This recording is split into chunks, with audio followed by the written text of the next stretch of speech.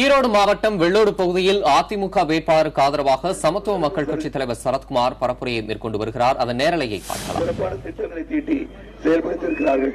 ஆக நம் கண்முன் தெரிகின்ற ஒரே முதலமைச்சர் மாண்புமிகு முதலமைச்சர் என்பதை நாம் மனதில் வைத்துக் கொண்டு ஈரத்தை வாக்களிக்க வேண்டும். இங்கு மற்ற கூட்டணிகள் இருக்கின்றன.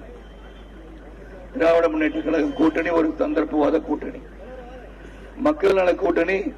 அதை உருவாக்கியவர் வைகோ. அவரே நிக்கலன்றார். இப்போ எலெக்ஷன் நிக்கல, அங்க ஒரே பிரச்சனையா இருக்குது. அது திராவிட முன்னேற்ற கழகம் சதி பண்றாங்க. என்னிடம் ஆதாரம் இருக்கிறது. தூத்துக்குடி திராவிட முன்னேற்ற கழக மாவட்ட செயலாளரும் விருதுநகர் திராவிட முன்னேற்ற மாவட்ட செயலாளரும் இங்கு ஜாதி கலவரத்தை உருவாக்க இருக்கிறார்கள். ஆகவே நான் அந்த தொகுதியில் நிற்கவில்லை அப்படின்றார். ஏங்க, அதுக்குதான் தேர்தல் கமிஷன் இருக்கு.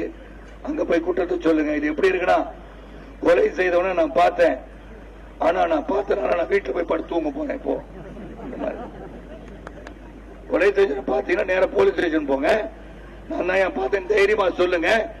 பொது வாழ்க்கையில் இத்தனை ஆண்டு காலம் இருந்த வைகோ அங்க ஜாதி கலவரம் நடக்க போகிறது. ஆகவே அங்க நிற்கவில்லை என்றாரு. வேற எங்கேயாச்சும் பண்ணிடுங்க.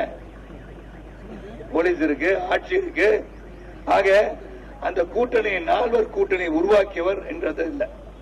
எல்லாம் நினைச்சிருப்பாங்க முதலமைச்சர் வேட்பாளர் ஒருத்தர் இருக்காரு அந்த மக்கள் நல கூட்டணியில.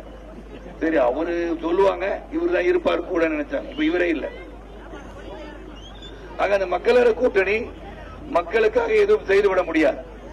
தொலைநோக்கு சிந்தனையும் தொலைநோக்கு பார்வை மற்றவர்கள் சிந்திக்காமல் எதையோ சொல்ல வேண்டியதற்காக, குற்றச்சாட்டு வைப்பதற்காக பொய் பிரச்சாரம் செய்து கொண்டிருப்பவர்கள் தான் அவர்கள். அன்பு சகோதர சகோதரிகளே, இந்த தேர்தலிலே அதிகமான இளைஞர்கள் புதிய வாக்காளர்களாக வருகிறார்கள். அந்த இளைஞர்கள் 2025 அதிகமான இளைஞர்கள் உள்ள நாடு இந்தியா என்ற கருத்து கணிப்பை சொல்லும் போது அந்த இளைஞர்களை வழிநடத்துகின்ற பொறுப்பு நம் அனைவருக்கும் உண்டு.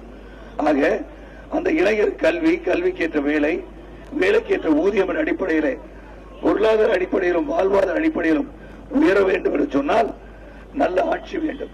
நல்ல ஆட்சி இருக்கும் போதுதான் சிறந்த திட்டங்கள் செயல்படுத்தப்படும். அவர்கள் வாழ்க்கையில் முன்னேற்றம் அடைவார்கள்.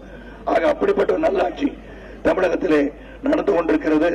அந்த நல்லாட்சி தொடர வேண்டும். அந்த நல்லாட்சி தொடர்வதற்கு இங்கு நமது வேட்பாளர், உங்கள் வேட்பாளர், அன்பு சகோதரர் KV ராமலிங்கம் அவர்களுக்கு